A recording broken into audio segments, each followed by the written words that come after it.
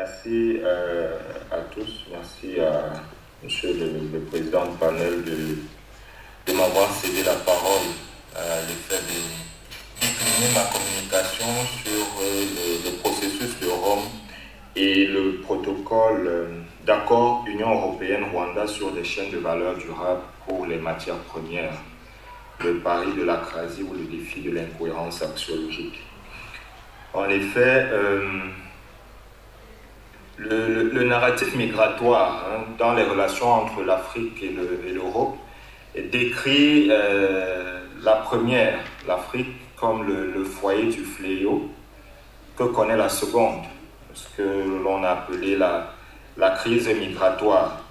Donc, c'est dans cette logique que le 23 juillet 2023, à l'initiative conjointe de la chef du gouvernement italien Giorgia Meloni et le président tunisien Kais Saïd, s'est tenue la conférence sur le développement et la migration, au cours de laquelle il a été approuvé ce qu'il a été qualifié de processus de Rome, tenu dans la ville éponyme.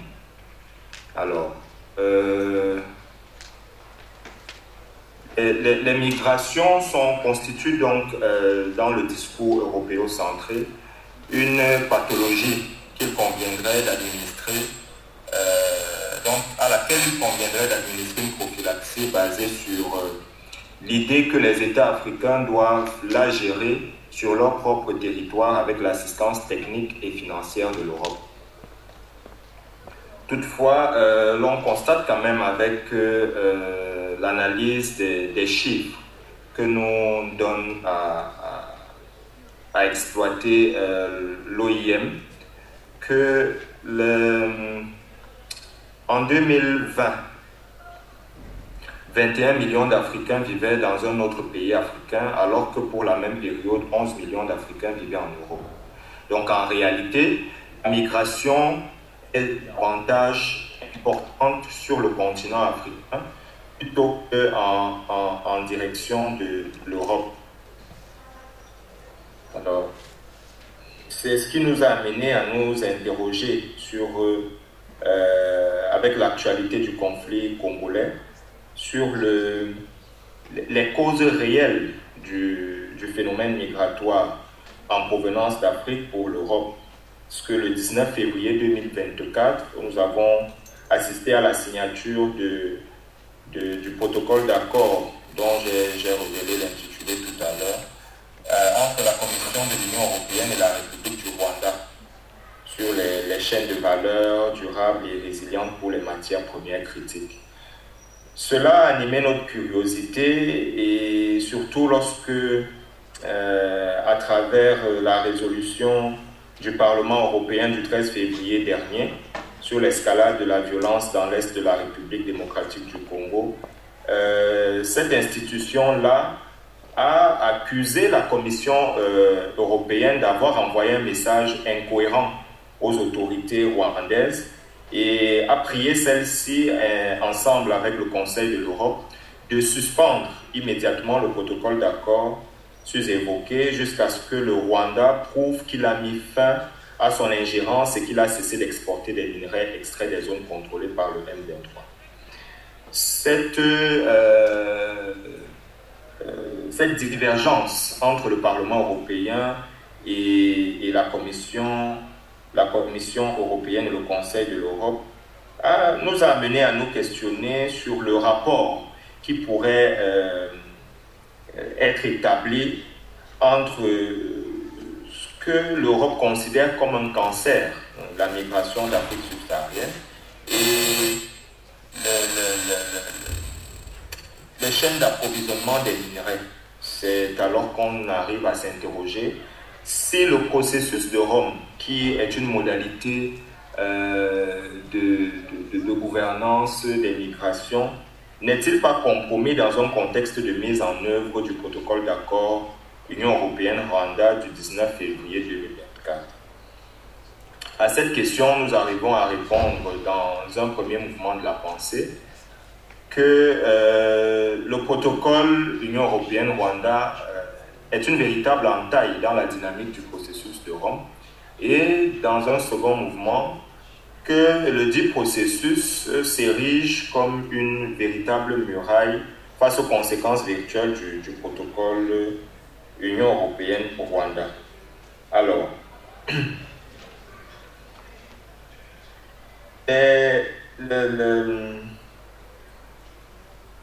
l'Union européenne, il faut le dire, est fortement dépendante des importations des matières premières critiques provenant des pays non membres. Et à cet effet, elle recherche des partenariats avec les marchés émergents et les économies en développement dans le cadre de sa stratégie Global Gateway, par la création d'une espèce de club visant à élargir son réseau d'accords de facilitation des investissements durables et d'accords de libre-échange et lutter contre les pratiques commerciales déloyales. C'est dans ce sens que s'inscrit la signature entre elle et le Rwanda du protocole d'accord au motif que le Rwanda serait un acteur majeur au niveau mondial dans le secteur de l'extraction de tantal. Il produirait également de l'étain, du tungstène, de l'or et du niobium. Ce que refute le président congolais lorsqu'il accuse son voisin d'agression militaire directe et d'occupation. Par ailleurs, l'on constate néanmoins que le Conseil de l'Europe lui-même considère l'Afrique du Sud et la RDC comme les premiers producteurs de platinium et de cobalt dans le monde, et que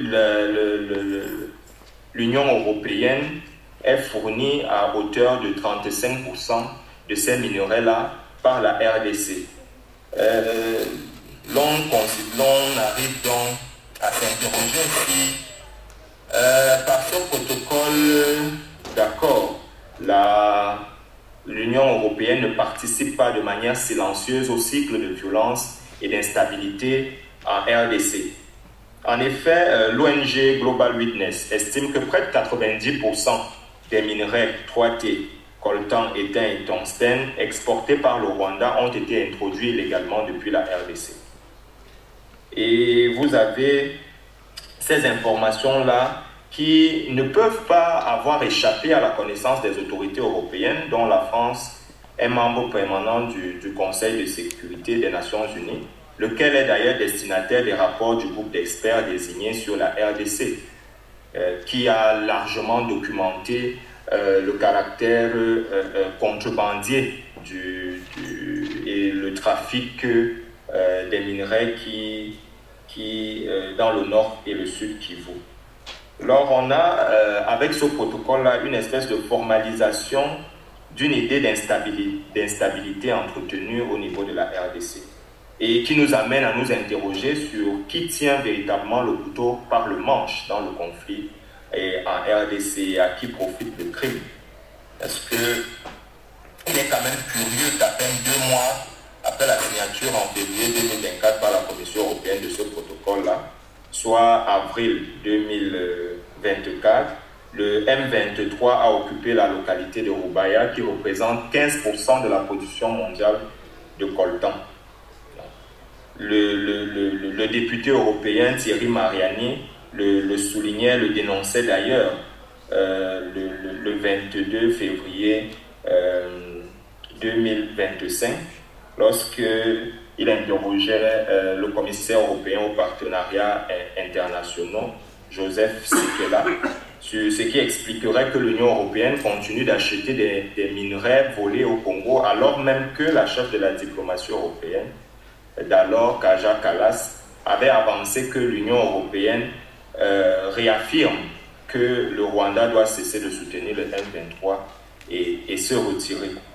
Le président du parti du travail de Belgique, Raoul Edebou, a déploré également en février 2024 la politique du double standard européen, où la solidarité internationale serait sélective et matérialisée par le silence de la Belgique et des gouvernements occidentaux face au massacre dans l'est de la RDC. Et il s'est d'ailleurs offusqué également de la signature de cet accord-là.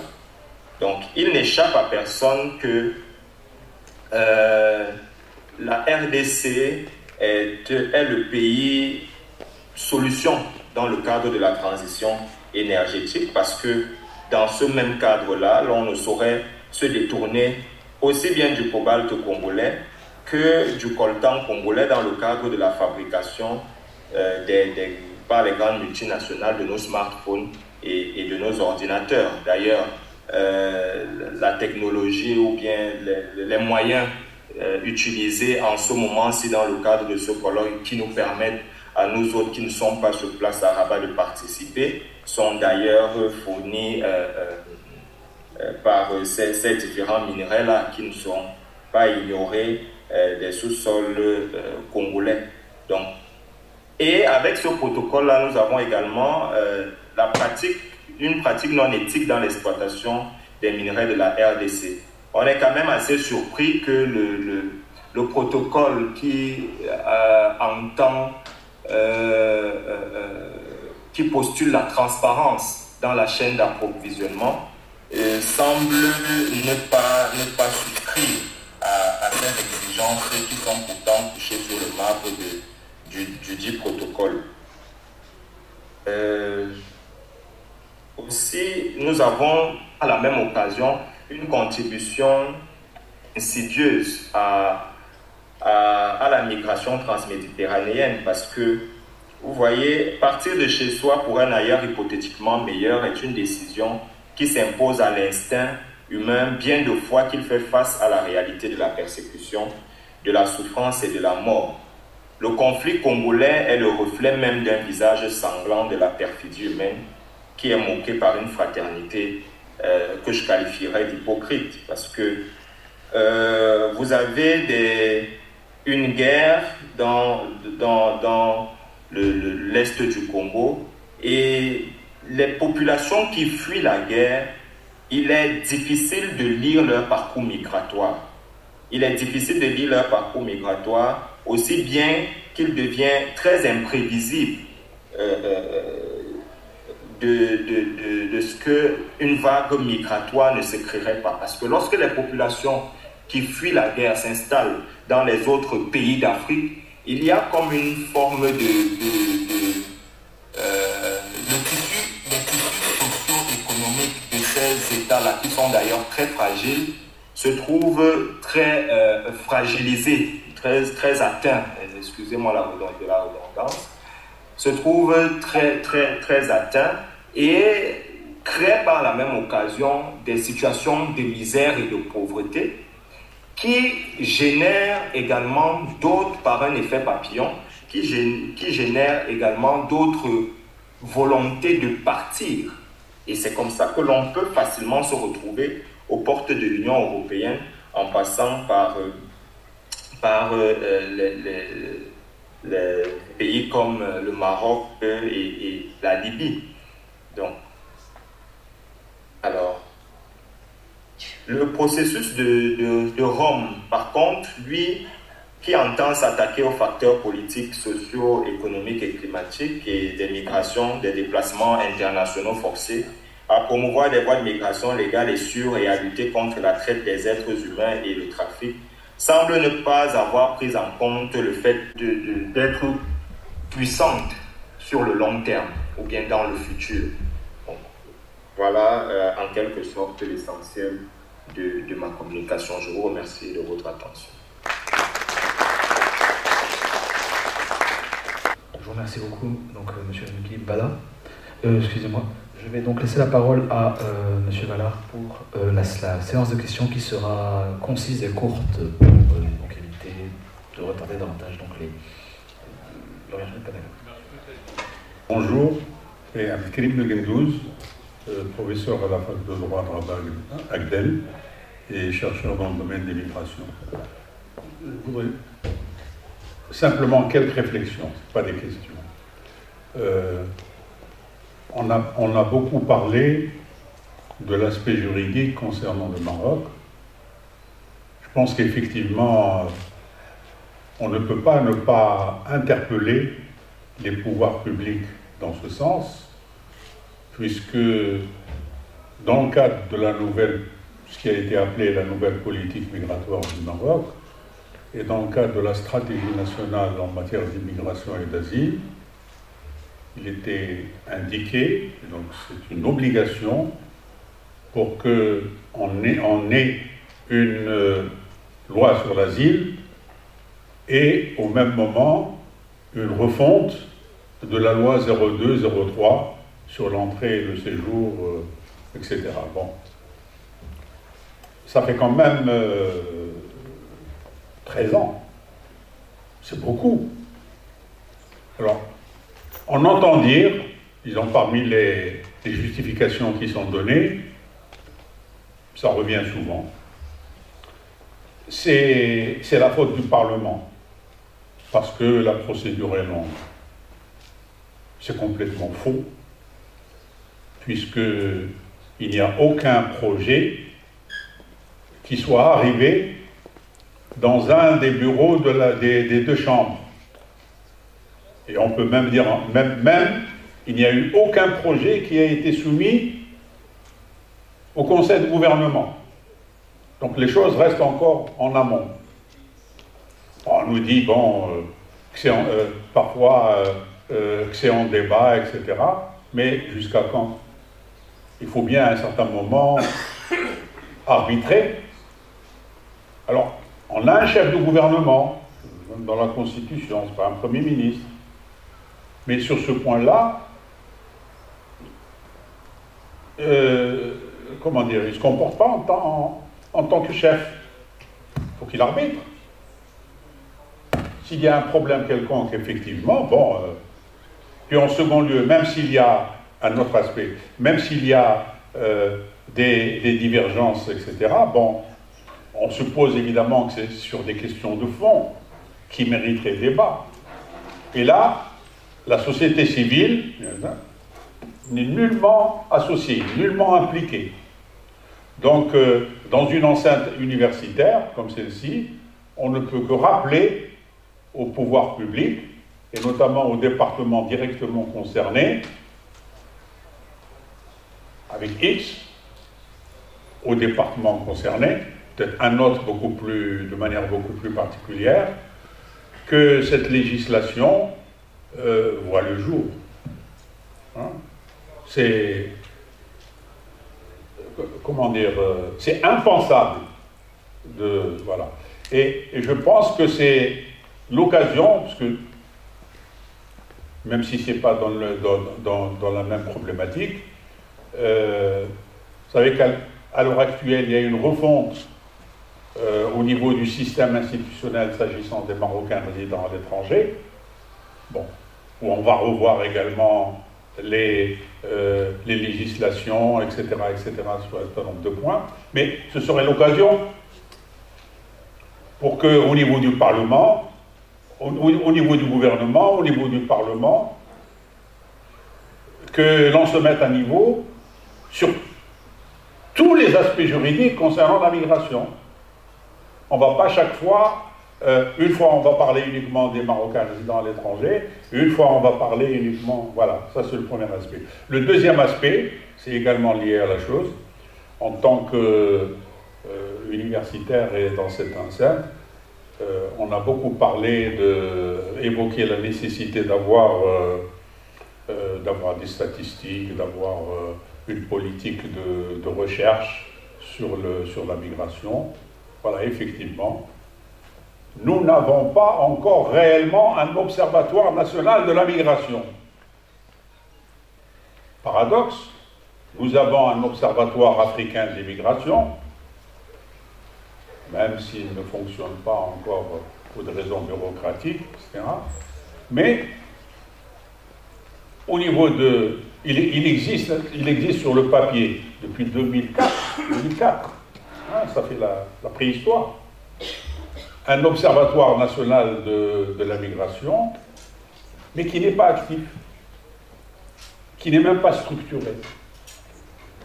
Alors il y a eu quelques opérations de com, vous allez dire, bon, la dernière, c'était il y a 3 mois à peu près, où on a procédé à une réunion où les gens de l'observatoire ont présenté une feuille de route marocaine, la vision marocaine, concernant la gestion humanisée des frontières. On ne sait pas d'ailleurs ce que ça veut dire, gestion humanisée des frontières, dans le cadre du pacte européen sur la migration, de l'externalisation, etc., dont on parle jusqu'à présent. Et puis, en 2019, il y a eu une réunion comme ça aussi, et donc jusqu'à présent, l'observatoire, en fait, il n'existe pas. Il n'est pas encore structuré, il n'a pas encore de budget, il n'a pas encore d'équipe multidisciplinaire. Alors, jusqu'à quand? Alors, au même moment, tout ce que nous avons, je termine par là, tout ce que nous avons, c'est un observatoire au niveau, je crois, de la direction de l'urbanisme, etc., bon, national de la migration, mais lui, il s'occupe des migrations internes, même si, à un certain moment, on peut envisager d'y inclure certains aspects, par exemple, concernant l'immigration étrangère, ou bien, par exemple, l'investissement des Marocains résidant à l'étranger, etc. Bon, nous avons un observatoire au niveau de la Fondation Hassan II pour les Marocains résidant à l'étranger, mis en place avec la coopération technique de l'OIM, déjà en 2002, mais là aussi, il n'est pas réellement fonctionnel. Il publie tous les 3 ou 4 ans un livre excellent, enfin, qui fait un petit peu le point sur un certain nombre de choses, mais voilà. Et donc, maintenant, dans le cadre de cette réforme institutionnelle, il est nécessaire d'avoir un observatoire national de la migration qui traite des Marocains résidant à l'étranger. Mais on ne va pas créer 2 observatoires. L'idéal serait que, à cette occasion-là, maintenant, qu'on ait un observatoire unique des migrations internationales pour le Maroc, qui s'occuperait non seulement de l'immigration étrangère au Maroc, mais également des Marocains résidant à l'étranger. Voilà. Les choses sont intimement liées. Et dernier point, malheureusement, enfin, celui qui a parlé, la personne qui a parlé, je ne me rappelle plus, tout à l'heure dans la séance d'ouverture, il a présenté un certain nombre de chiffres, enfin l'organisme français, voilà, qui a présenté un certain nombre de chiffres, et il a terminé par une réflexion, plutôt une observation, dans le débat médiatique et de manière plus générale dans le débat, on exagère les migrations, on exagère l'émigration des compétences, etc. Non, on n'exagère pas. On n'exagère pas.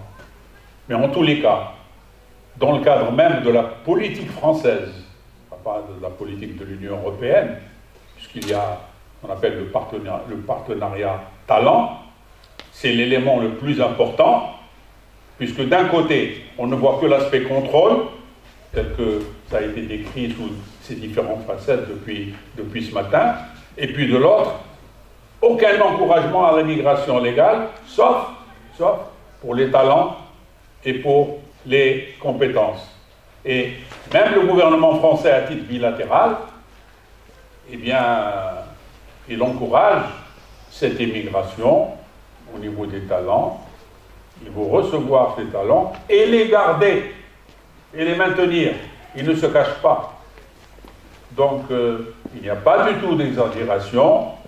C'est un problème, je pense, qu'il faut traiter avec acuité. Bien sûr, il y a, comment dire, la liberté de circulation, etc. Il ne s'agit pas d'interdire les sorties, etc. Mais, au moins que les compétences aient le droit de rester au Maroc. Donc ça nous interpelle en tant que société, en tant que gouvernement, etc. Merci.